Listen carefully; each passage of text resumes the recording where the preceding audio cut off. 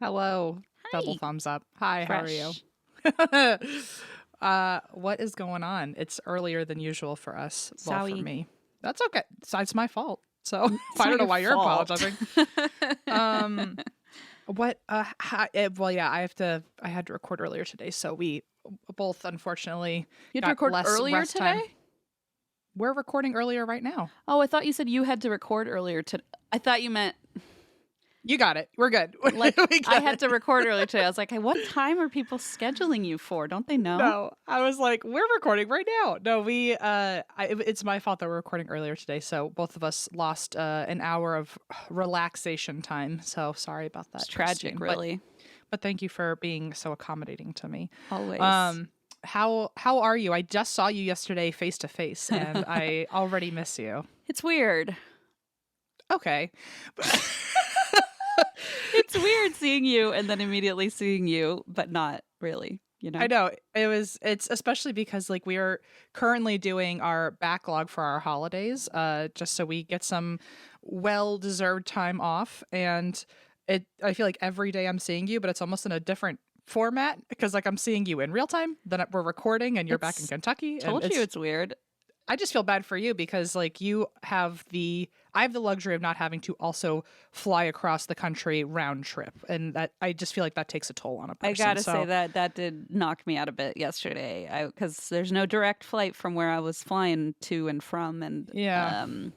it was a lot. So I got home around 11 or midnight or something, and And now have to wake up and no, record. listen, it's not early here. It's just early where you are, but. Anyway, we're doing. Listen, we're young and spry and youthful, right? I feel like you're saying it as your head is slowly like leaning towards the nearest As pillow. a tear like rolls down my You're just cheek. like, please God, I'm so sleepy. Yeah, Blaze woke up Ah. with a baby so I could sleep. So, you know what? Life is good. That's well, good. I'm happy for you that you don't have to travel again for a little bit. But uh, anyway, do you have a reason why you drink besides the utter shock to the system of Yeah, having? I think that's the best way to put it. Like my body is like, what are you doing? Stop. And like eating airline food every day. It's just like, what? Anyway, what did you ask? Oh my God. Why do you drink? Oh, I know why I drink because Okay. you know the beautiful bread candles that we have that I do. yeah, so I was burning one when we recorded last time and then And now a loaf of bread is in your room, or well, I wish I wouldn't be drinking for that. I would be rejoicing, but what? I bumped the table where it was sitting and it Oh no, the poured wax. melted wax all over this beautiful brand new velvet burrow sofa I had just set up like 2 days before. Christine. Yeah, and now I have just this giant like and it's like that oily wax that has like It scent in it and stains. stuff. Oh yeah. So anyway, it got here's the tarot card box. It got all over these boxes, which is like fine because they're, you know, shiny. I can probably clean it off. Oh no. But the couch looks like my brother said it looked like somebody vomited all over it because it's like that white color and it's just like blah, everywhere. Gross.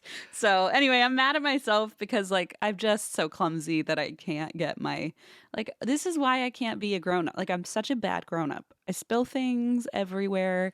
I can't even light a candle without either like catching something on fire or We just knew the bread candle was going to become an enemy because we loved it too much. it's too good to be true, right? We you know? flew too close to the sun. We You're were going to totally have right. a rivalry. Well, I'm sorry. I trust me. I've been there. I know.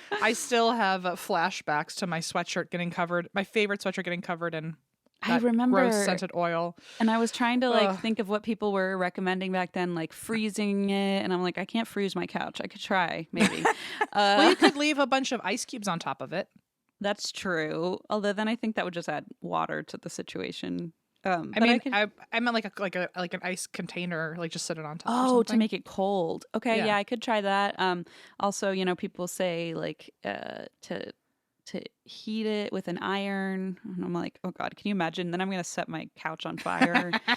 Anyway, it's all fine. It's like a minor problem, but it's just an annoyance, and I get so mad at myself for being so clumsy. Oh yeah. So Well, anyway, how are you? Why do you drink?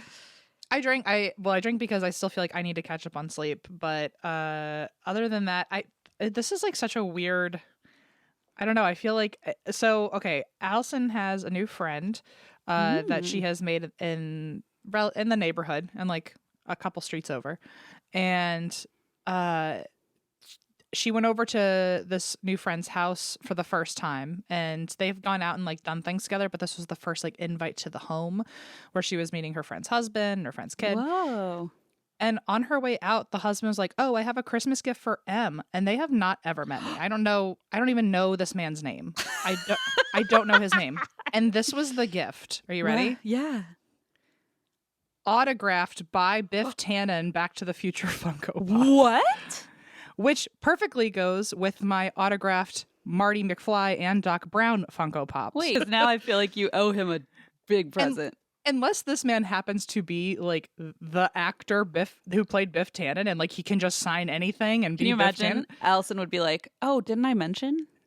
Allison would literally look that man in the face and not know who he was, and then forget to tell me. So, but I'm like that. This is a very lovely gift, and I guess I really shouldn't be that. You know, I should just be grateful first of all, but also like I mean like one of the other ones, the Doc Brown one. So one of our listeners was like, "I just want to send it to you because I know how much you love it." So, I feel like there was a relationship there in some way though of like, oh, they listen to the show, they know I'm a big fan. This was just like it might as well have been a random man on the street, and I just, I'm just Well, so if you meet, you better bring a nice housewarming or like a nice. I know. All of a new sudden, I'm like, friend wow, gift. the pressure is on. I'm telling you. Oh well, because Allison was like, I don't know, maybe because I'm friends with her, maybe he really wants to be friends with you, and I was like, well, that is a quick way into friendship, certainly. I was gonna say, it's a very, I don't know. I mean, I know that yes, like of course you should just be grateful, but also we do host a true crime podcast, so it's I like, know. you I think I'm primed to be wary. look at everything with a slight raised eyebrow. Speaking of which, you do have a rogue eyebrow that Do I? Yeah, it's been cracking me up for like the last Where? several weeks. No, Where it's is when it? you keep putting on that filter where you have extra eyebrow. I don't think that I'm keep putting the filter on. I think it's still just by default on, and I just don't know how to. Let me go turn it off. Unless you want to keep looking at my third eyebrow. I love the eyebrow because it's like every time you kind of make a face, it like takes a second to like adjust to where your eyebrows are. So sometimes you'll just have a rogue eyebrow like in the middle of your forehead, and it really does make my day a little bit brighter. Okay, I'll keep it on then. I miss your random lip color. I do too. I remember when I thought my new lipstick looked so good, and then I was like, wait a minute. Well, anyway, that's why I drink. I also drink. Allison was very sweet today. She made me a tea for us today while we were. So I have a homemade London Fog. So that's what I'm drinking. What are you drinking? Nothing, because water. Ew. Is that your hydro jug from your Beach Too Sandy ads? It is from the famous Beach Too Sandy ads, but it is, and I need to hydrate because again, airplanes. But yeah, living the dream. Well, good. Well, I know we're in a bit of a time crunch today, so for all the people who hate our early banter, you are so lucky that we're giving you less than 10 minutes of that today. Happy Hanukkah to you. And our holiday episode is next week. Our Christmas holiday, Christmas episode. Yeah, Christmas time. Hey, next week. Don't. You already listen. I was planning a big reveal. Okay. I'll let you warm up your instrument for the next week, and then really surprise us all. Well, so this is a Christmas Eve episode in theory. No. Wait, what? The week before Christmas. I don't know what I'm doing. We don't do daily episodes. Thank the Lord. This is the closest thing to a Christmas Eve episode you'll be getting, folks. Sure. And this, and for that reason, you're getting a Poltergeist story. Oh. Wait, next. I didn't realize our Christmas episode comes out on Christmas Day. That's exciting. Isn't that fun? It's almost like how our 300th was almost on Halloween Day. And then we ruined it. Yeah. We ruined it. Well, whatever. So this is a short Poltergeist story. This isn't. It's almost like a featurette. Because we talk first about a cemetery. Oh, okay. Which holds a poltergeist, if you see what I'm saying. I do. Okay. So this episode is the Mackenzie Poltergeist and the Greyfriars Cemetery. Oh my gosh, I've heard about this. I have too, and I remember trying to do the episode a while ago, and I remember thinking, there's just not enough information about one or the other. And now, conveniently, just put them together. Wham, Now it bam. makes a whole story. So it's actually Greyfriars Kirkyard instead of Greyfriars Cemetery. The name is Greyfriars Kirkyard, and it's often called the most haunted cemetery in the world. And in case you're wondering what a kirkyard is, it's an old Scottish word for church. So it's a churchyard. Makes Kirkyard, sense. churchyard. So it's in Edinburgh, and it first grew, Edinburgh itself grew as a settlement in the 12th century, and over time became a city best known for its leather and wool products. Go Edinburgh. And at the time, Scotland was Catholic, and the ground that would become Greyfriars Kirkyard was a Franciscan friary. I love the name friary. I feel like we should bring that back for like where you eat French fries. Friary. Can you imagine like a themed, like it looks like you're in like a friary, like a Franciscan friary, The but friary. it's just a fry restaurant. I'm TM. into it. I love it. I think that's so smart. Okay. Oh my God, I'm so excited. Okay. We're so excited, and then in 2 hours we will absolutely forget this ever existed. Someone's gonna like tweet us and be like, I went to a friary, and I'm gonna be like, okay. What the hell? Like, why? What's Why are that you going to mean? church? and good for you, but why are you telling us? I'd be like, what made you think we're into that? Yeah. Okay. So anyway. Why would we care? No, we don't say that. I promise. We're not that rude. But I would be 'Cause, you know, confused. we would be confused, but at this point, we know it's our own fault. If we're confused, we know we forgot something. We're not like, why would you tell us that? We're like, oh shit, there's probably a reason that you're telling us, and we just forget. There have been times people have sent us gifts, and I'm just so confused why it's gifted to me, and I'm grateful for it. I don't want people think I'm not grateful. I'm like, what's the reference? And We're now, like, we must have said something really off the wall to receive this present. well, then someone else there was one or two people now so far where we've gotten the gift, and it came with a description, and I was so grateful. Oh yes, I love that. They're like, I was you like, in "Thank you." episode XYZ, you mentioned a friary, so I have done you the honor of including some really old 3 weeks stale French fries in this package. You're welcome. Yeah. You know what? I feel like if I were to like go down in a spiral and in the middle of the night try to actually build out of the friary, if you will, The business plan. I would at least, I think I could get through the menu and then the hyperfixation would end. Yeah, I think because I that's a fun part. It is because like Well, you you could would do think the of like decor too. Like you would be all Oh. over the decor, and then the fries, and then we'd lose interest really quickly. that's the truth. Yeah. Okay, so anyway, where the Greyfriars Cemetery currently is, the ground used to be a Franciscan friary that did not offer fries. So, Ew. the friars that not the religious friars. Now I'm literally thinking of people at the grease pit, like The frying. friars.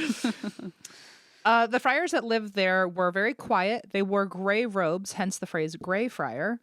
They grew herbs for medicine to give to people in poverty. But then, so that was kind of their life. And then Oh, that's nice. in 1560, after the Scottish Reformation, the country became Protestant and the friary was destroyed. Oh, And the land went to Mary, Queen of Scots. sure. So for a long time, Edinburgh buried its dead at St. Giles Kirkyard. That was where they used to bury their dead. But by 1561, after the Scottish Reformation, that graveyard was so overcrowded you could smell it in the summer. Oh no. Yeah.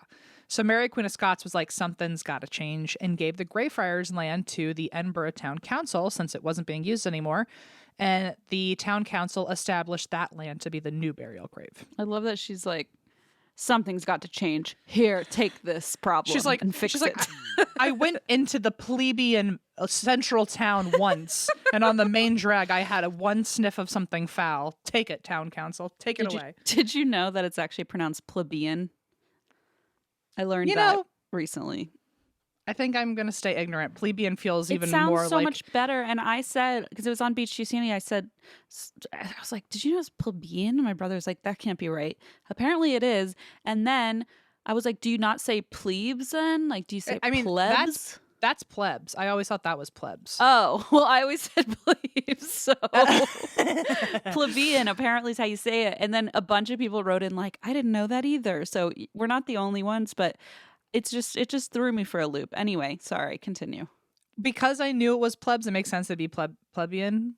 Yeah, plebeian. But I feel like plebeian implies that the person is so rich that they never even had to learn how to pronounce it. That's a great point. You know They what I say mean? it their way, and it doesn't matter how you say it. You know what I mean? It's like, oh, I love how the plebeians want us to call them something else other than plebeians. Whatever you say. It feels extra mean. Yeah, yeah, agreed. Okay, so anyway, Mary Queen of Scots was like, plebes. Time to do something. Town Fix it. council, make it stop smelling so bad during the summer here. I need to ride my carriage through the street once a year, and I refuse to be among this odor. Yeah. And so they decided that basically the Greyfriars Kirkyard would be opened up for new ground, so they wouldn't have to keep breaking the same old dirty, smelly dead body ground. And by the late 1700s, so this was 1560s, and by the late 1700s, that graveyard was burying about 1,200 people a year, which feels like a lot. 1,200, that's like 4 people a day, a year. That sounds right. Ooh. That's a lot. It is a lot. And I feel like there's no way to bury 1,200 people a year and then still have room for 1,200 more people next year. That feels like a lot of people. Tight quarters. Yeah, I feel like they're all holding hands down there. Like, I feel like I just don't know I don't know enough about the burial industry to understand how you can look at land and be like, this could handle this many people. This many plots. Yeah. And then to organize that many people to know when there's not any more room. Yeah, I feel like you'd need a better, like some sort of civil engineering degree, like, aka the farthest thing from what we have. Right. Yes, I agree with you. So by the late 1800s, it was 1,200 people a year. But until the 1870s, so when it opened until it closed, which was in the 1870s, nearly 100,000 people were buried there. Oh my God. Which again, how can you look at that land and be Whoa. like, that's 1/10 of a million people can be right here. You gotta be stacking people, right? You have to be, right? Like, how else would you be able to pull that off? I truly have no idea. I have no Unless idea. it's like walls where they have like the tombs. You know Well, what I there mean? are mausoleums here. Yeah, maybe like that kind of thing. So that could be it. Maybe they were like, we don't have any more room below the ground. We got to get up on the Go ground. up. And then you can just build to the sky. So I don't know. Exactly. So here are some of the cemetery's main problems over the years. The first one is, of course, body snatchers. Because in the 18th and 19th century, that's plural. 18th and 19th centuries, Edinburgh was considered a city of intellects and enlightenment, and it was known for its philosophers and its scientists. And Edinburgh University is known for its anatomy department. Oh boy. We see where we're going with this. I see. So the medical students needed cadavers to work on, and they basically would pay grave robbers to supply them with, quote, fresh bodies. I guess the fresher the better. And these robbers became known as resurrection men, which I wonder what the strategy was. Like, would they have to like look up all of the funerals in town and then just like go like try to get there as soon as the funeral was over? Like, how? I don't know the timing. Well, I don't know. I wonder if, like, since they're burying 4 people a day, I feel like it's pretty easy to know that there's always going to be a fresh burial mound, you know? Well, also think of the wait list as a medical student if you're paying people to get you a fresh cadaver. Like, how many medical students are there? And, like, only 4 a day are getting supplied. You know what I mean? Oh, my God. And only for one class. You can't keep using the same cadaver a million times. Oh, my God. Oh, yeah, you got to do one and done. Like, what if your whole class is like, every week we're going to use a different cadaver? And that's like, how many weeks is one semester per one medical student? How many cadavers does one medical student need to even graduate? That's the wait list becomes crazy all of a Remember sudden. when I said, oh, civil engineering is the farthest thing? I think actually maybe whatever these people do, medical degrees, is the farthest thing. It's actually like statistics and probability or something also on There's on actually a lot. It's actually starting to make me feel a little insecure how many it's actually a degrees. business degree. It's a full MBA that I don't know about. That's why the friary failed from day one. So the medical students were giving grave robbers money for fresh bodies. We obviously know the wait list was incredibly long. Yeah. And the problem got so bad that wealthier people had to start putting iron cages over their graves called mortal locks, just so it would keep people from digging up their loved ones, which meant that poor people's graves became the targets, Yep. of course. But apparently wealthier people were the cadavers that people wanted. So, Oh my God. but like a dead body's a dead body's a dead body. I guess based on how they ate or lived or something. I don't know. I don't Yeah. know. Who knows? But there's actually one story of a grave robber burying or taking out the opposite of burying. A grave robber was taking out the body of a woman and he saw a ring on her finger that he wanted to keep for himself. So he couldn't get the ring off of her finger and he cut her finger off oh my God. and she began screaming because she had accidentally been buried alive while unconscious. I'm sorry. I hope that guy was so scared out of it. He probably shit his pants, and I He hope probably never grave robbed again. never. He's gonna have like that's where I truly believe like 4 generations down the line, his ancestors or descendants are still having like generational trauma, like nightmares, where they're like, why do I keep having this dream? Why do I have Like, a phobia of rings and fingers? Yeah, I feel like it must have just like embedded itself into his DNA because that is the like scariest. in that moment your DNA changed. Yeah. It's just like your whole body. I mean, like as we the other day had like a scare while we were talking about something very scary, and I felt like my entire soul like just abandoned my physical body and the physical plane, and I was like that fear must have just shocked his system. God. So scary. Which, by the way, okay, so this leads us to problem number 2 with the cemetery, which was that there were a lot of alive burials. Oh, honestly, my worst nightmare, really. And it was really common back then because Edinburgh was trying to bury bodies as quickly as possible for sanitation. So if you were just like, I'd be so buried because if I were sleeping for a little too long and I was hard to wake up, And you it'd would like, be. and I would be. You could lift me out of this building in a chopper and I would not wake up. Oh no. And a lot of people, I guess, were maybe deep sleepers or they had a medical condition or something and they would just be buried alive. And so there's a lot of excavators at the time who said that coffins would be found with claws and bite marks on the inside. Nightmare. My biggest fear. I know. I've found myself often watching those YouTube videos of like what to do if you're buried alive. Yes. And it's like I'm glad that you're telling me now in my sane mind, but in a full panic, no way I would remember to do any of those things. Yeah, it's like turn to 5 degrees to the right and put one shoulder. I'm like, I would just be beside Or it's also myself. like take your shirt off inside. I'm like, explain how on earth Oh I'm my supposed to fucking do that. gosh. Explain if that's how. Oh my god, I can't even think about it for too long. This is why I want to be freaking out. cremated because even if I am still alive, like not anymore, you know. Yeah, right. So that's kind of just like a quick catch up on the cemetery, and just I'm not covering all of the ghosts of the cemetery, but just know that it is allegedly incredibly haunted. I mean, And that means a lot of people died in the cemetery, which is disturbing. yeah, Like, you know, like that alone, I would imagine would haunt a place. yeah, it wasn't even bodies with a history Such a now coming here. horrifying It was like bodies had a history because they came here. Ooh, spooky. So, my London fog's getting cold. Hang on a second. It's okay. It's a good time for me to watch 2 rogue eyebrows on the side of your head. I can't drink it now. Okay. Sorry, it's I just know it's going to come out of my nose if I try again. so So I might as wonderful well to stop. watch. I'm sorry.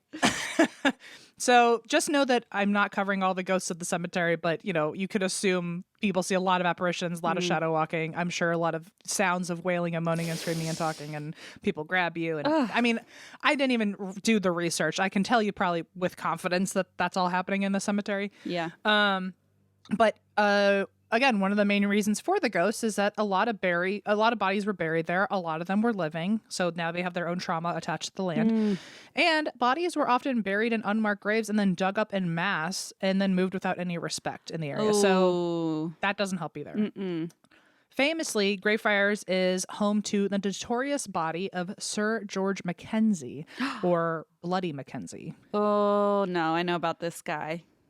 Oh, what do you know about this guy? He murdered a lot of people in the name of religion. Mm-hmm. Yes. Not good guy.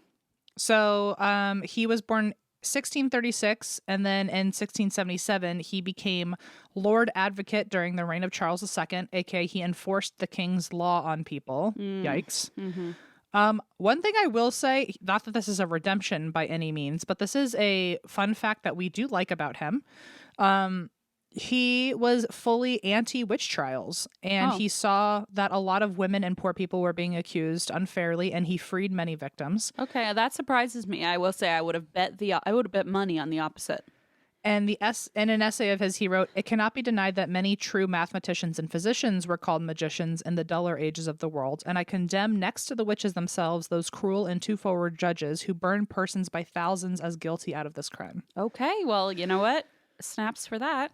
Snaps for that. And he also thought that excess wealth was wrong. In his final publication, he wrote, "I think there would be no poor were it were not for luxury and avarice, for all would have somewhat and none would have too much." So he had, what a complicated man, because if that was on his Bumble BFF profile and only that, I'd be like, this dude fucking rocks. You'd be like, what's avarice? I'd be like, wow, and you're smart. Why are you talking like God. that? You think you're better than me? Okay, clearly we're showing our differences. Our good side.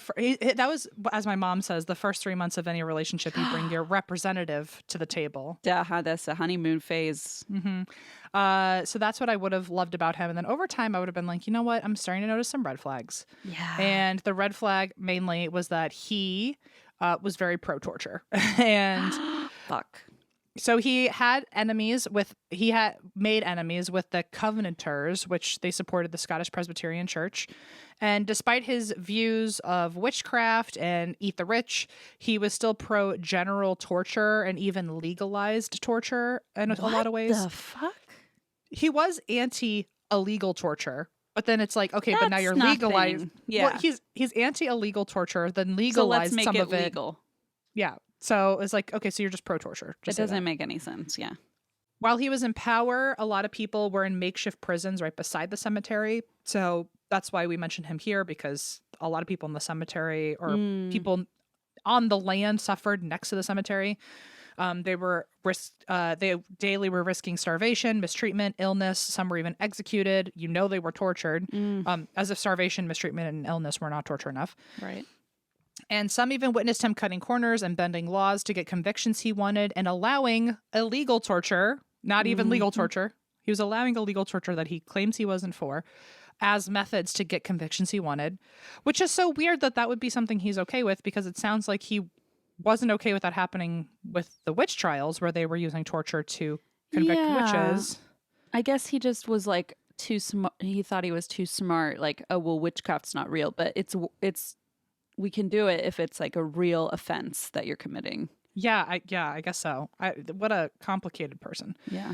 And so anyway, the very quick version of him, and the reason we bring him up is for his ghost.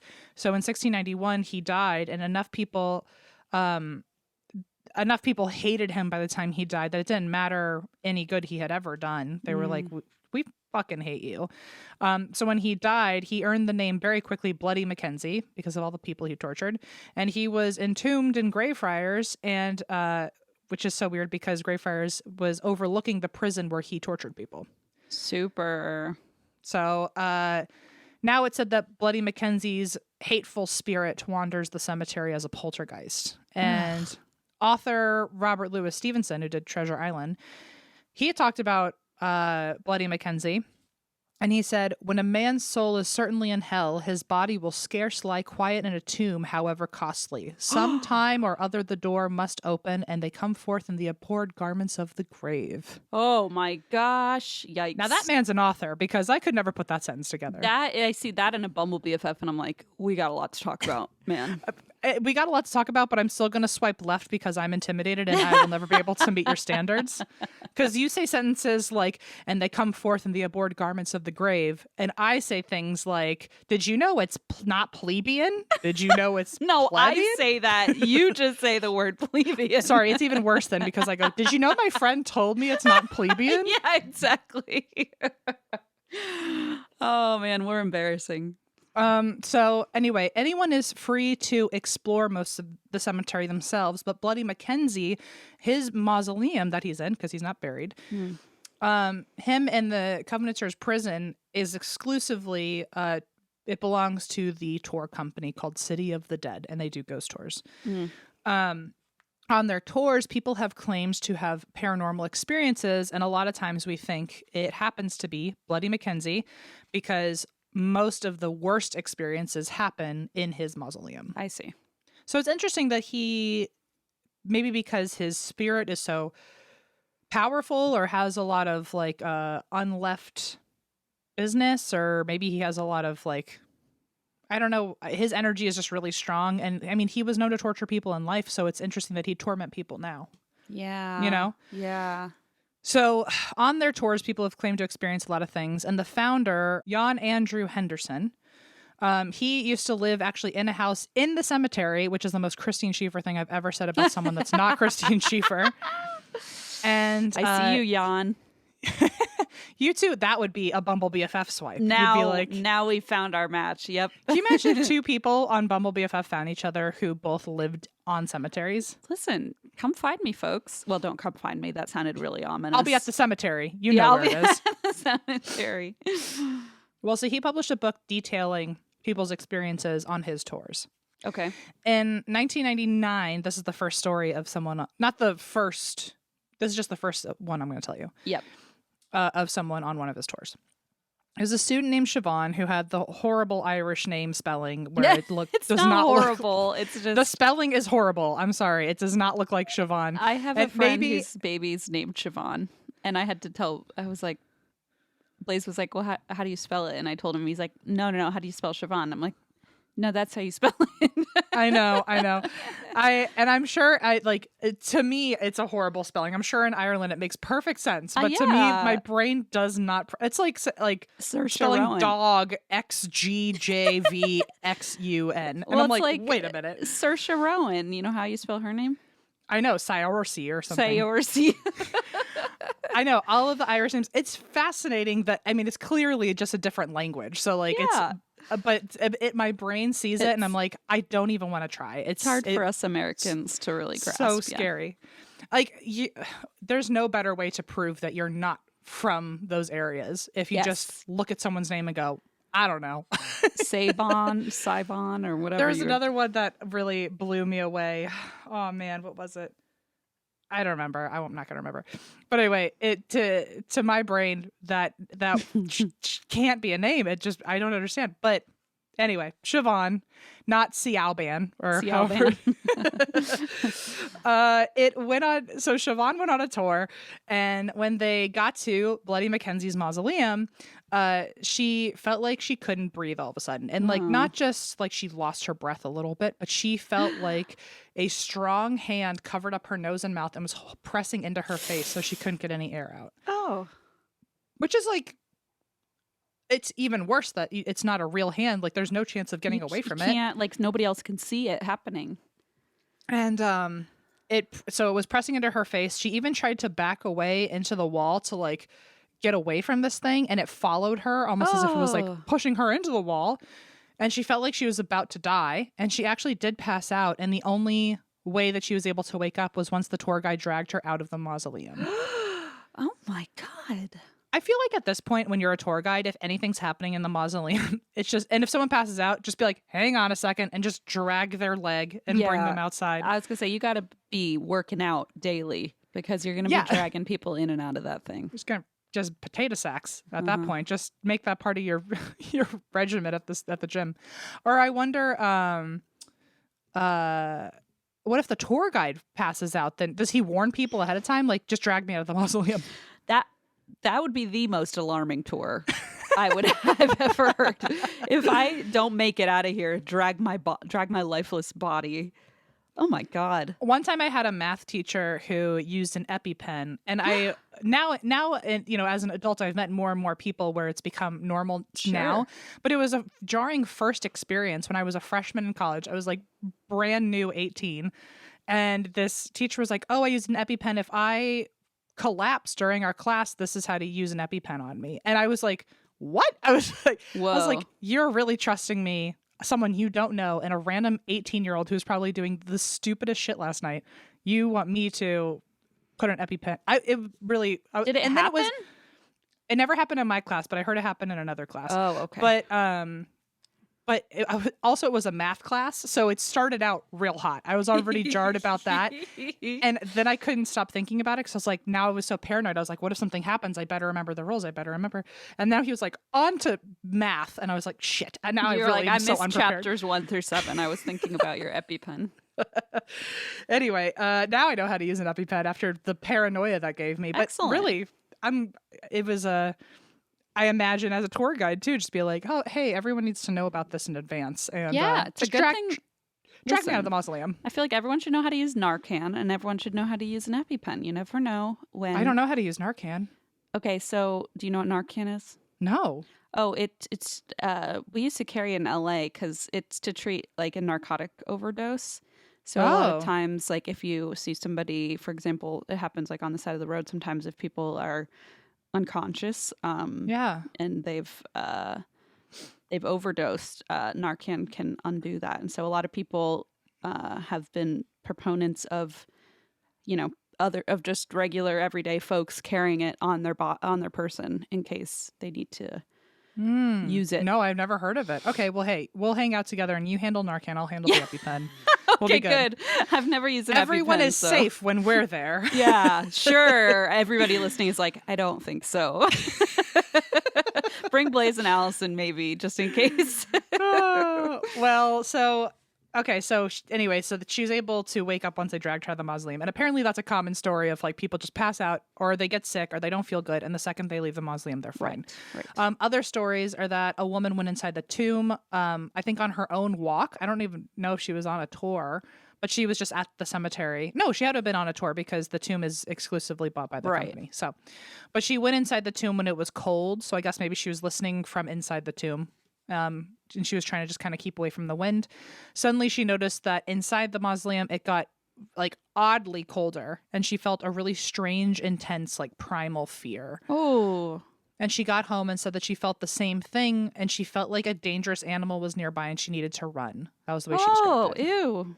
Members of that same tour said that they also noticed a weird temperature drop and they actually started asking the tour guide if they could leave early because they felt scared of being there. Whoa. Once they got outside of the mausoleum, people started talking about hearing banging on the walls as they were leaving.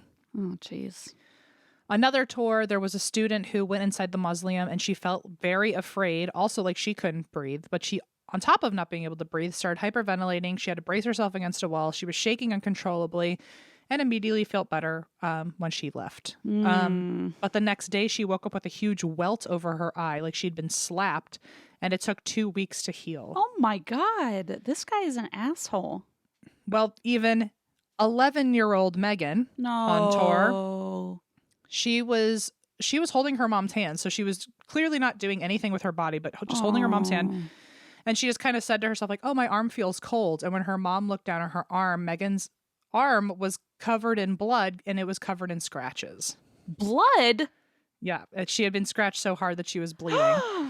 And so I don't know if she was covered in blood like it was a scene from Carrie, but she was covered in scratches that had broken skin. Oh my God. But all she had said was like, oh, my arm feels cold. And it was just completely scratched up. And she hadn't been doing anything. People often claim extreme nausea. They also claim to also get scratched, even bitten. People have been pushed. People have been tripped. And a lot of times, if they ever bring their stories up again for an interview, the experience happens all over again in their home later that night.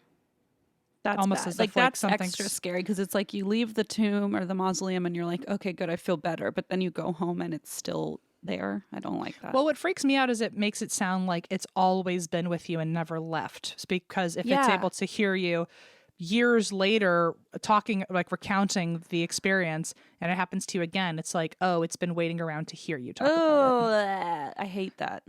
Some people even wake up the day after a tour with mysterious burn marks on their bodies. This guy, he's fucking violent. One guy told his tour guide that it felt like something wrapped a cloak of ice around him. And he also felt that like primal fear and felt really sick. And the entire experience lasted less than a minute, but he said it felt like he was in that moment for years.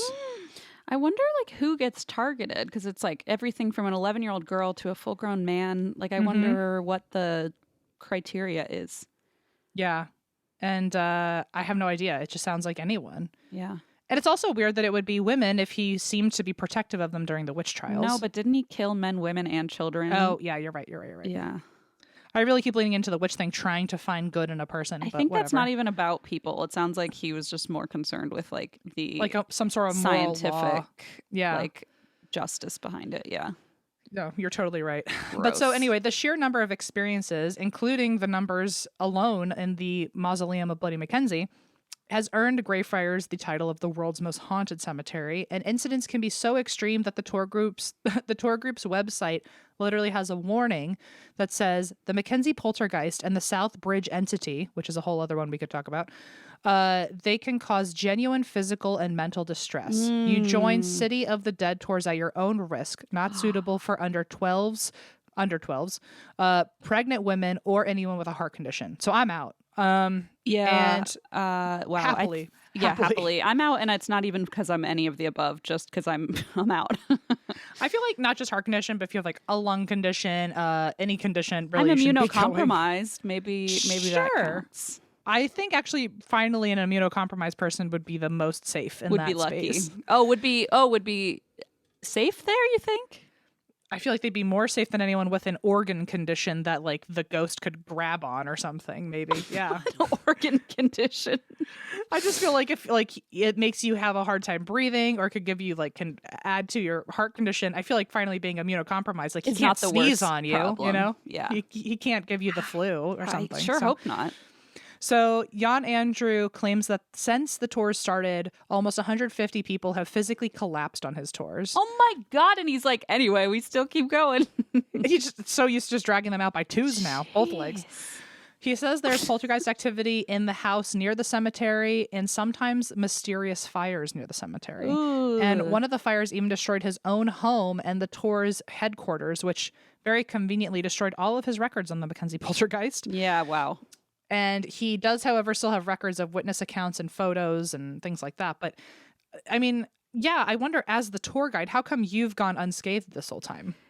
Yeah, I do. I wonder the same thing. And I wonder, is it like because you're Protestant, or I'm sorry, Catholic, maybe? I don't know. I have no idea. Maybe he made like a deal with the devil and he's like, look, I'm going to make money off this. Don't you come near me. The devil being Mackenzie. I guess so.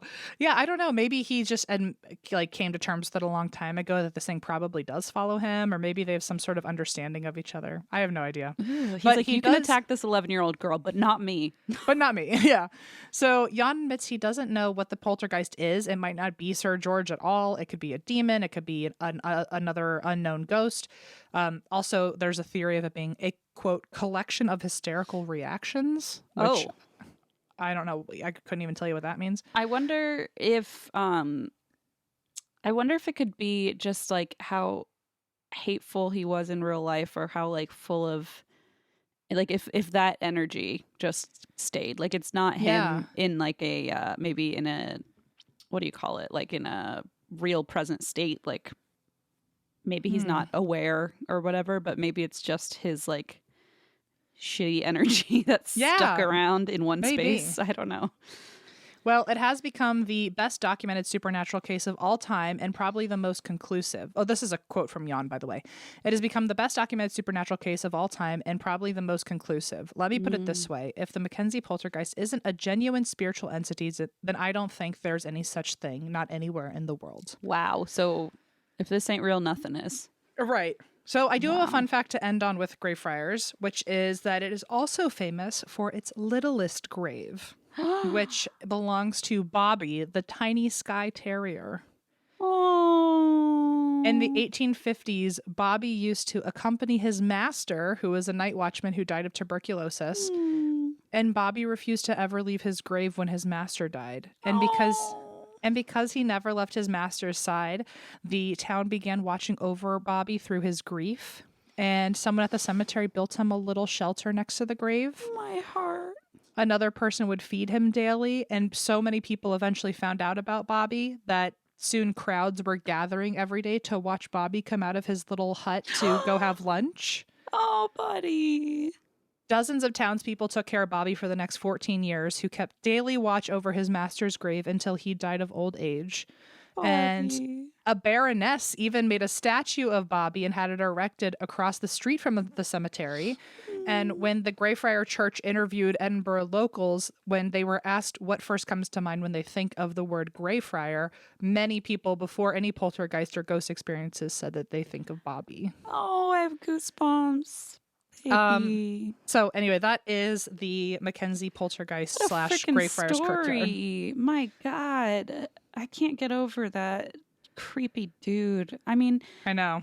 Ugh, yeah, I think somebody called into Jim Harold's campfire once, maybe, or maybe it was on Astonishing Legends, but they talked about like getting like slapped and scratched by somebody who you couldn't see. It's just ugh. I feel like it's one of those stories where there's just too many similar accounts. Like everyone's gotten attacked in some way or feels something spooky, or it's just one of those places. So I don't like it. It's like one of the few places where I'd probably be like, I'll pass. Yeah, exactly. Doesn't take much. I mean, it doesn't take much to convince me to go into somewhere creepy or haunted. But like, if it's like hurting children and stuff, I'm like, no, thanks. Well, let's pass. You know? Yeah.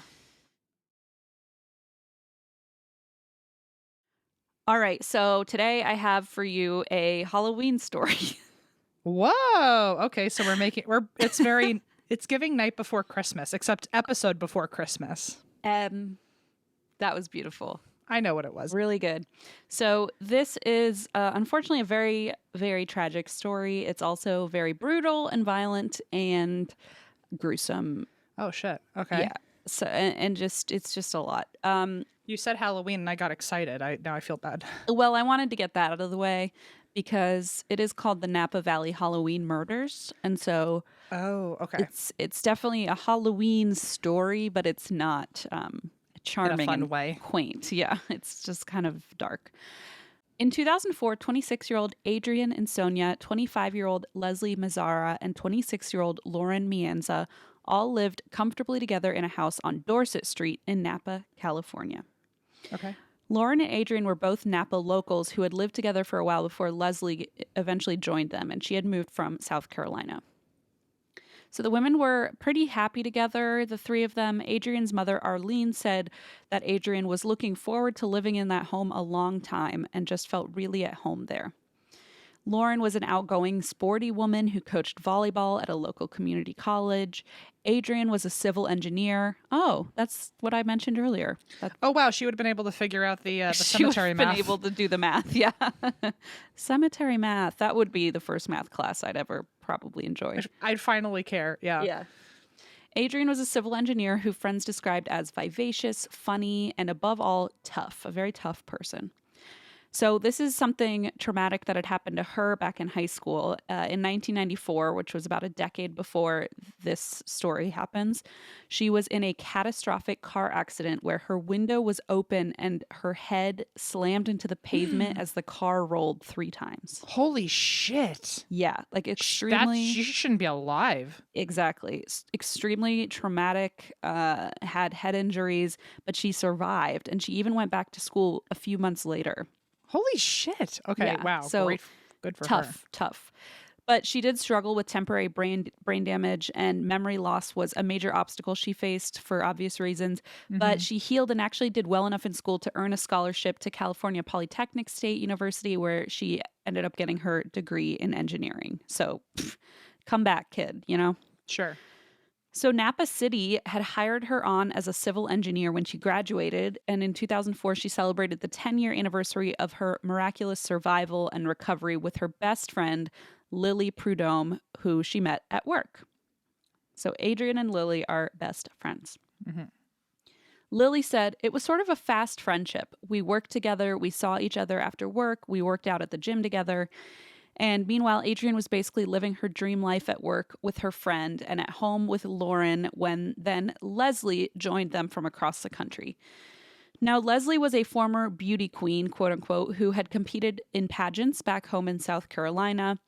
She was known as confident, daring, and ambitious. And her mom said when she was a little girl, she used to say she wanted to be a mother, a teacher, and a nurse, and Miss America before she was 21. Wow. So Okay, girl. big dreams.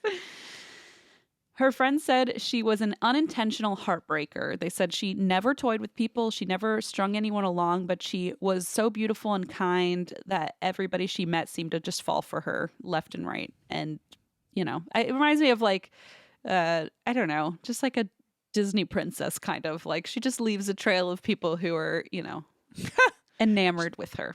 Every time she walks by, people's eyeballs turn into heart emojis. Right? That's exactly. And that's she like, can't help it. She's just perfect. She like can't help squirrels and birds come and like talk to her. I don't know.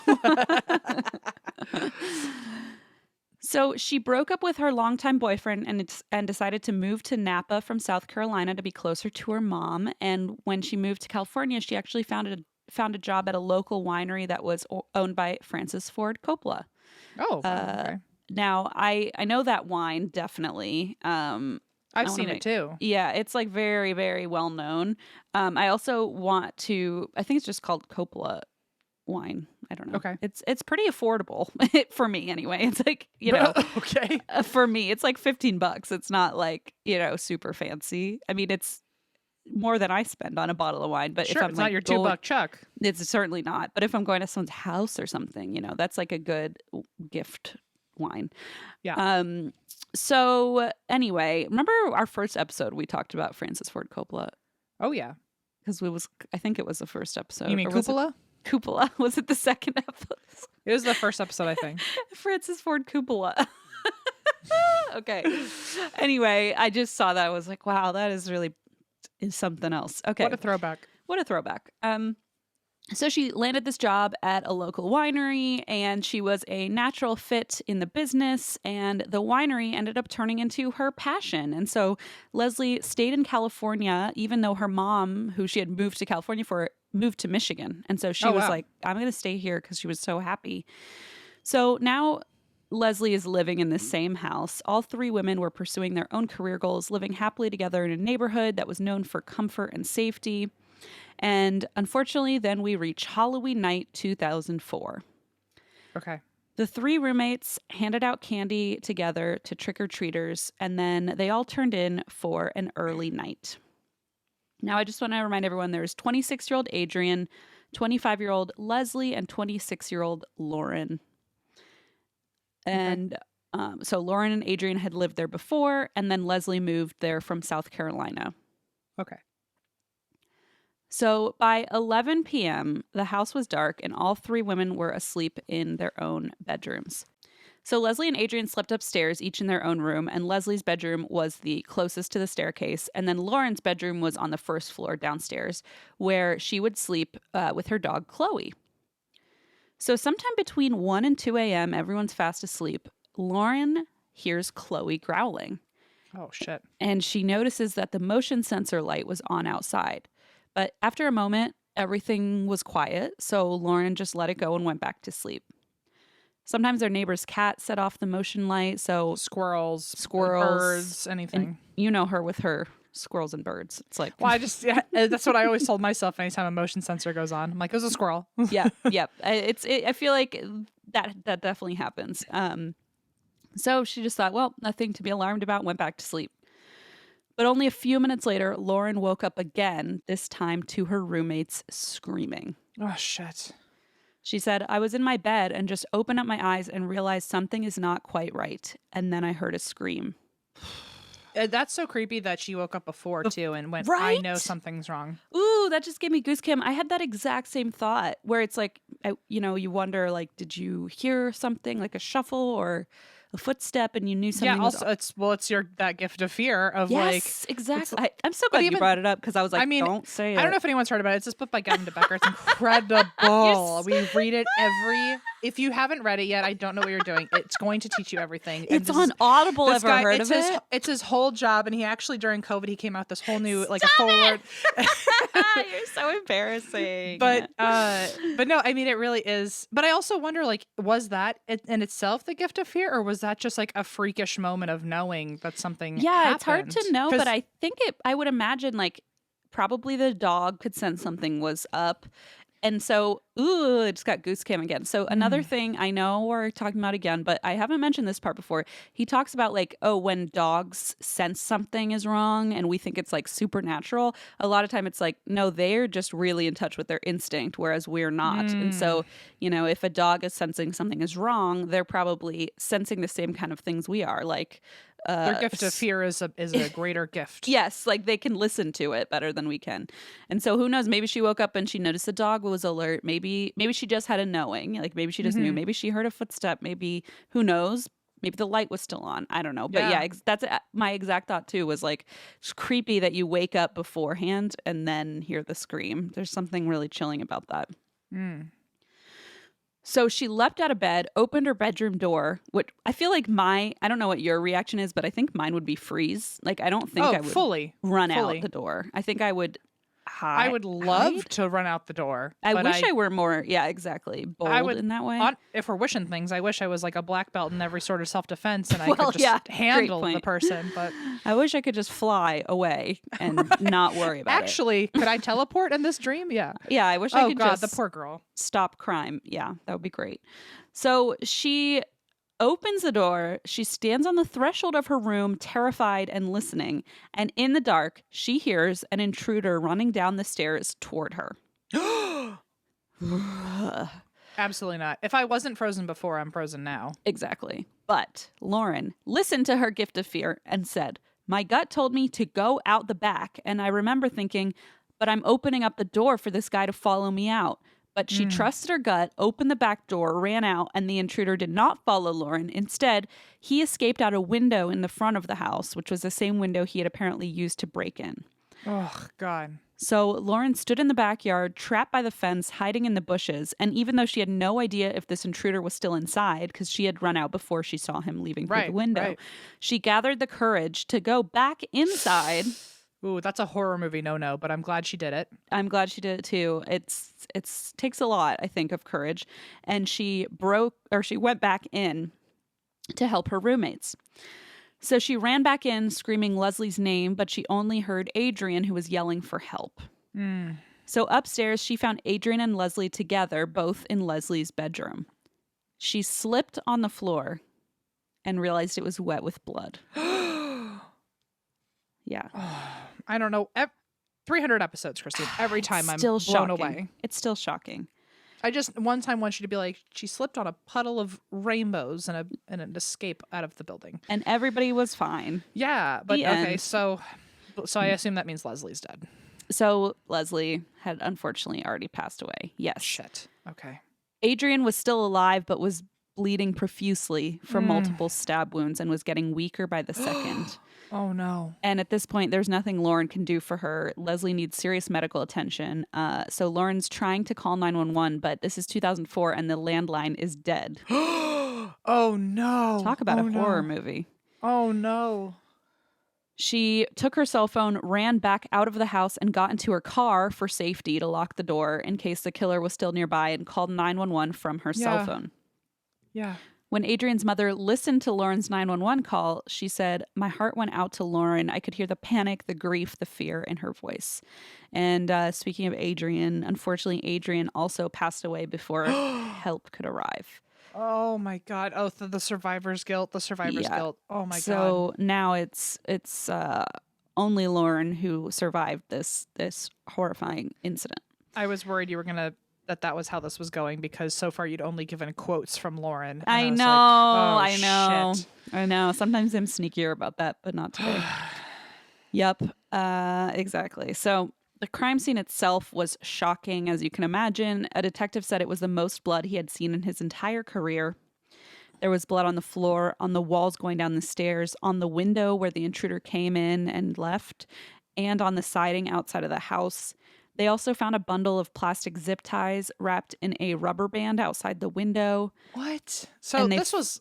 Sorry, keep going. No. I was just, the last thing is they found 3 cigarette butts on the property, 2 out front and 1 in the backyard that didn't belong Ew, to like the he was women. patrolling. Yep. Ugh, like he had been circling the house. Yep. So this was, I mean, obviously it was intentional. We knew that before this information, but it just makes it so much more concrete that, like, Yes. it's not like he broke into the wrong house. It's like or something. premeditated. Yeah. Yeah. Ugh.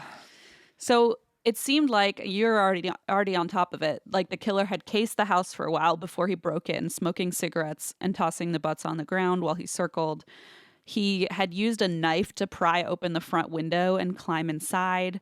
And A knife? That's so desperate to isn't get that inside. gross? There's something so gross about that. Because it's not even like one of those like creepy stories you hear where like, oh, well, the window is open and I took it as an Yeah. invitation. It was like, I'm going to make the window open. I'm going to force my way in. Yeah. Hmm. So the plan, they thought, was that to bind the women with the zip ties, but they think he dropped them on the way in because they found them by the window. Okay. And so maybe when he was climbing in, they fell.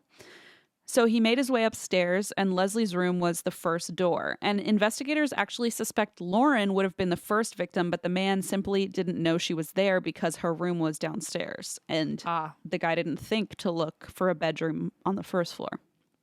And so they told her she was probably spared by sheer luck. Jeez. So I know. Ooh. Also, that doesn't. That almost makes it no better. Yeah. Of like, oh, good. So like, I really went unscathed, truly, for no reason other than I was lucky and they weren't. I just happened to be in a different spot. Yeah. Ugh. Exactly. Upstairs, he attacked Leslie while she was asleep, so she didn't have a chance to fight, and she died really quickly. Adrian heard the struggle and ran to Leslie's defense, and investigators said Adrian fought hard. She fought for her life. And she had actually fought back so frightfully that she had chased the intruder out. So, like, he was the reason she had left because she was fighting back so hard. So Adrian saved her. Adrian, maybe. From Adrian saved Lauren, probably, yeah, or potentially, exactly, because he just ran back out the window where he came in. Wow. That's a great point. But she obviously, unfortunately suffered mortal wounds in the process. At the scene, detectives collected 71 pieces of evidence. And just to put that in perspective, one forensic specialist said 1 or 2 pieces of evidence is average, up to 4 or 5 possibly. But this particular case really surpassed what we generally see in the laboratory. So they had 71 pieces of evidence. Wow. While forensics processed the evidence, police started chasing the usual leads, boyfriends, exes, friends of the group. And at first, police suspected Leslie was the target of the shockingly violent attack. She was extremely popular. She had been dating more than one person at the time, and so police thought maybe there was a jealous boyfriend in the mix. But they found out her ex's father back in South Carolina frequently called her to try and get in contact with her, and so he was suddenly on the radar, and he had actually called her several times that Halloween night. But he and his son both had alibis. They were thousands of miles away in South Carolina at the time of the murder, so that just went nowhere. There was a handyman who had worked on the house that same day, but fortunately for him, he also had an airtight alibi, so he was out of the picture. Police interviewed over 200 potential suspects and came up with only dead ends. Things looked grim as they started to consider there might be a serial killer involved who had no connection to the women at all, and maybe this was just a random killing. 2 weeks after the murder, friends organized a candlelight vigil to direct public attention to the case, but the community, didn't need reminding. People were absolutely terrified. They were thinking, was there some maniac on the loose killing randomly? Like, are we all potential targets? And essentially, now that they had interviewed 200 people and found nothing, the entire case basically hinged on the pieces of evidence, the forensic evidence they had found. Okay. So the fact that Adrian had fought so bravely and so intensely not only potentially saved Lauren, but also gave them one of their most crucial pieces of evidence, because in the struggle, he had cut his own hand and had left his blood at the scene of the crime. Oh, that's perfect. Exactly. So DNA testing identified blood on the staircase wall that belonged to a man in binary terms. It belonged to a male. Okay. They also found a male's blood on the outside of the house. And so, this was not any of the 3 women that lived there, obviously. Mm-hmm. So the forensics team matched DNA from 2 of the 3 cigarette butts to the blood. So now they know, okay, the person smoking the cigarettes is the same one that stabbed the people inside. So there's no question about that. They also found DNA on the rubber band holding the zip ties. So at the very least, they know this was all connected to the same person. They've got that completely covered. It is interesting, though, that it's a premeditated crime and he didn't use gloves. And he left his cigarette butts outside. Yeah. Like it's 2004. It's not like DNA 50 years ago. analysis is a thing. Yeah, exactly. And it makes me wonder, like, did he know that? Did he not know that? Not. Did he not care? I don't know. Yeah. If he didn't care, that's even more sinister. It is. I agree. I totally agree. So apparently the porous material of rubber bands, fun fact, absorbs and preserves DNA extremely well. Oh, okay. So, Note to self. Fun fact, if anybody needs it. Investigators entered the DNA profile into their offender database. Of course, there was no match. That would simply be too easy. Police once again considered the possibility of a successful serial killer who maybe had no link to the women whatsoever. And meanwhile, the community came together to offer a $100,000 reward for information. But of course, there's just nobody coming forward with any information. Police asked Lauren for a list of everyone she knew who smoked cigarettes, and she could only name one friend. His name was Eric Koppel. He was a 25-year-old land surveyor who was friends with Adrian, and he had actually once been engaged to Adrian's best friend, Lily. So Lily is the one who works with her. It's confusing because there are several L names. Lauren is a survivor of the attack. Right. Leslie upstairs was killed, and Lily is Adrian's best friend at work. Right. They went to the gym together, etc. So her best friend Lily had been engaged to this guy Eric, and so they were going through a rocky time, so he was like kind of out of the picture. But Lauren said, I don't really know many people who smoke cigarettes. That's the only one I can think of. Okay. Meanwhile, Dr. Tony Frudakis applied a new forensic technique he developed that could potentially determine the physical characteristics of the killer using DNA analysis. Basically, he was looking for like the ethnic identity, kind of how Ancestry does that now on 23andMe, where you can kind of pinpoint like what parts of the world, what ethnicity somebody might be. Sure. And so he determined the killer had mostly Northwestern European ancestry. DNA suggested blue or green eyes and light-colored hair. And so police believed they were looking for a white man with light eyes and light hair. Okay. They released info to the public, hoping someone might recognize him. And meanwhile, the victims' families and friends just had to sit tight, as hard as that is. Meanwhile, back in her hometown, Leslie's friends raised money for a charity that Leslie had worked with when she did beauty pageants. And Lily, the friend at work, decided this was a sign from the universe. She was like, you know what? Life is too short. She had postponed her engagement with Eric. And the night of the murder, actually, on Halloween night, she and Eric had gotten into a fight at a Halloween party. Oh, wow. But the next day, when she heard about the murders, she called him in tears about her best friend Adrian's death.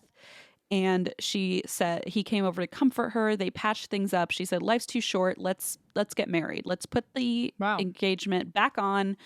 And obviously now my best friend Adrian can't be part of the ceremony, but instead she had Adrian's mother be involved in the ceremony, which I thought was really beautiful. That is really nice. So Adrian's mother attended in Adrian's honor. Adrian's sister was a guest of honor. They played Adrian's favorite song, She Will Be Loved by Maroon 5. Jeez. Oh my God. I know. To honor her absence on this like really big day. And then a year went by and it was September of 2005 and Halloween is approaching, the first anniversary. And so neighbors start getting anxious. Like, is this some like depraved become an annual serial thing? killer? Yeah. Is this like a horror movie where he's going to come back every Halloween? Desperately, police are trying to get any information they can. So what they do is they release information on the cigarette brand. And the cigarette brand was Camel Turkish Gold. So And they in- like they released it out to like stores to like if anyone purchased it to like yeah, so they report released or... it out to the public just to kind of say, if you know anybody who smokes these or smoked these Oh, about a year ago, because the other thing about them is that they were relatively new on the market. So a lot of stores hadn't carried them. gotcha. And so in 2004, like this was a relatively rare cigarette brand. And I so go ahead. Sorry, I didn't mean to interrupt you. no, you're okay. I was just going to say, so they released this to the public and said, if you know anyone who smokes these and fits any of the other descriptors, let us know. I feel like they should be able to release that stuff to stores and be like, tell us if you serve this or not or offer this or not. And then Yeah. if someone orders them in the next week, like let us know. Oh, because they're still, yeah, that's a great point. Like, because Like if it were so rare, if there's only like 5 stores in the area, then like those 5 stores could maybe if they had only receipts or credit card statements, they could tell you the names of the people who bought them. I will say they were relatively rare in '04, but then the year after, I think they were much more mainstream. Oh, so okay. it's not really anymore that they were that unlikely. It was just they were pretty new on the market back in '04. Gotcha. So yeah, I mean, it would have been interesting to say like anywhere in this radius if you sell these cigarettes Yeah. to somebody. I don't know how they would go about that, but I hadn't even thought of that. But instead, they just released this to the public and said, hey, if you know anybody who might smoke these, keep an eye out, let us know. Yeah. And they thought maybe someone would come forward with new information. It was only days later that Lily, the best friend from work, and her husband, Eric, her new-ish husband, Eric, walked into the police station. And Eric said, I did it. Oh, shit. Yeah. He just said it. He said, I did it. He confessed. Why? Everybody was freaking stunned. And although like they had mentioned, oh yeah, he's the only one we know who smokes cigarettes, everybody was like, well, like they dismissed that. Like, well, he's the only one, but he obviously didn't do it. They'd all dismissed it. All the friends. Lauren had said, no, I don't think so. So he could have gotten away with it forever then, and he just said it for fun? Like, why did he admit to it? I'll tell you. So the police hadn't even gotten around to questioning him because he was just so off the radar, like as a possibility.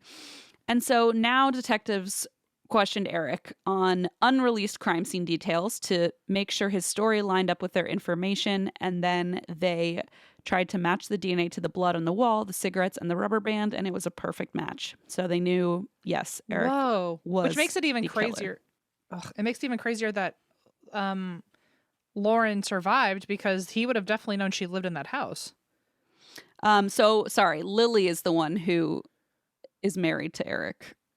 It's very confusing. Lily's the one. No, but Lauren's the one that survived, right? Yes. So wouldn't Eric have known their like all of the friends' living situations then? Like, I mean, if he's dating Lily or was married to Lily or is with Lily, and Lily's friend Adrian lives in that house, might he have known her roommates' names and that there was a Lauren downstairs? Like I mean, yeah. he ran out of he attacked 2 of the 3. He would have known 3 people live there, right? Or would he have Yes, not? probably. So Yes. it's even weirder. If I were Lauren, I'd be like, it's so weird that the intruder definitely that he knew I lived was there. I see what you're saying. Yes. I believe he did know. That's extra creepy then, because I would have thought this whole time, like, oh, maybe he just assumed 2 people lived there and he got both of them. But now I have the knowledge that this person There's a third. just left me to live. I see for what no you're reason. saying. Yes. Well, I'll tell you. You why, sort of Okay. why. We don't really get full answers, but we get some answers. So they matched the DNA. It was definitely him. And Eric insisted he was too drunk that night to remember the attack. He only remembered that once he got home, he burned his clothes in the backyard. Okay. It's just like shocking. I also do not believe that you are that drunk. No. He said he couldn't remember where he left the murder weapon. And above all, he refused to confess to any motive whatsoever. He just would not say why he did it. What? Okay. So there were some rumors as to why, and some theories still as to why he committed this like seemingly random and horrific attack. So it was rumored that Adrian was encouraging Lily to leave the relationship. Oh, okay. Because she could do better. And Eric said after his fight with Lily that Halloween night, he went home drunk, raging about their argument. And he knew Adrian had not pushed, or just encouraged Lily to postpone the engagement or to leave the relationship. And so now their engagement was postponed. And instead of the honeymoon that Lily and Eric were supposed to go on, she and Adrian planned a trip together. Oh. For that same week to Australia. Oh, okay. Mm-hmm. And so some people close to Eric thought he might have decided Adrian had to pay for her interference. And so the idea could be, which is what her family believes and what people close to Eric believe, is that he went to Adrian's house looking to attack her. He was so drunk, he either went into the wrong room. Yeah. Or just didn't care and just attacked whoever he found. And so the idea was that he was going for Adrian, and unfortunately, Leslie was just in the wrong place, wrong time. Well, also, if Lauren had that feeling of like, oh, leave now, and then nothing ever happened to her, I wonder if he remembered that there was a third roommate, and when he was running downstairs, maybe he ran and looked in her room to try to hurt her, saw nobody was there, and thought, okay, now I have to get out through the window. Now it's time to leave. Yeah, it could very well be. Like, maybe if she had stayed in her bed, maybe she would have been attacked. He would have thought, no witnesses, there can't be witnesses. Yeah, so. There's no way to know. Yeah, but that's a great point. And also how fucking disgusting now in hindsight that at their wedding, they played all this remembrance stuff for Adrian, and the groom killed her. Yeah, her mom spoke at their wedding, like gave a reading at her daughter's killer's wedding, like not knowing. Oh my God. It's so dark. It's so twisted. I can't even imagine I feel like obviously the mom would have to go through intense grief therapy to have lost her daughter, but then to find out later that you knew the killer all along and you attended his wedding and he did a whole memorial thing for your daughter. How do you trust anything anymore? Like, how do you trust anybody at that point? Please tell me Leslie or Lillian broke up with this guy. Please. So, well, I'll tell you, not quite, but sort of. Well, what? You'll see. Oh my God. I know. Also, how ironic of I'm mad that this person is trying to break up my relationship, so I'm going to kill her, which wouldn't at all break up my relationship. Like, yeah, what? It's disturbing how that thought process it's not clicking. Happens. It's not clicking. I guess he did get married. I guess he did kill her, and then the next day Lily said, "Comfort me," and then they got married. So in a twisted way, it sort of worked. Obviously not in the long run, but Sure. So Adrian's mom, speaking of Adrian's mom, she remembers, "I just had a reckoning with myself that Adrian was the target and someone really wanted my child dead." So now it's not only like she was attacked randomly, it was like, oh no, she was murdered on purpose, which I bet adds just a whole new element to the grief. She said, "And then I thought, how stupid was I? Of course, it's always someone in the inner circle." So this is why he went to the police, because Eric had sent letters to his family that seemed like suicide notes. And his older brother and Lily kind of rushed to his side and said, instead of taking your own life, let's go turn yourself in. That will solve your guilt. Yeah. And Eric himself had no criminal history. Adrian's family actually loved him. Adrian's mom had never for a second considered that he could have been the perpetrator. Yeah. She said he was part of Adrian's close circle of friends who supported her in her grief. Yikes. Ugh. And she read, like I said, a scripture at his wedding. Meanwhile, gross. Lily had never suspected her own husband of murdering her best friend. And in an interview before Eric confessed, she had actually said, not knowing, somebody must have seen something. Somebody out there knows something. Somebody would have to notice a friend of theirs acting strange. Yeah, not realizing it was her own husband. And she wasn't realizing it, Maybe Love is Blind or something. I have no idea. Oh, maybe he's just that good at hiding it. I'm not sure. Which that just lets me know that it wasn't just a drunken accident, because if you drunkenly murdered anybody, let alone your fiance's best friend, you would not be able to keep that a secret. You would not. Yeah. You couldn't. You would not be able to play it cool. To have a wedding and not even act strange about it. Like, if Blaze accidentally killed me or Renee, like, because he was drunk, like, Yeah. that man's not keeping it cool. He is not Right. keeping it And together. then at my wedding, I have Linda come do a reading and we I pretend know. like everything's fine. Like, I By the can't way, imagine. the way my mother would, I don't even know how she would react if she found out she was in the room with my killer. I don't even know. The world would catch on fire. It's just to have been supported and hugged and like Yeah. held while you're grieving. I mean, it's so disturbing. So in December of 2006, Eric pleaded guilty to 2 counts of first-degree murder as a plea deal to avoid the death penalty. He seemed deeply remorseful, which I guess is why he was carrying that guilt. He trembled as he apologized to Adrian's mom and sisters, and Adrian's mom said she appreciated it, but she could not accept that someone wanted to kill my child. Someone hated her, and Adrian is a person no one hates, and someone wanted her gone, and that she just couldn't let go of that. Sure. Leslie's mother obviously was traumatized too. She said, I would wake up with these images in my mind that were just so horrible.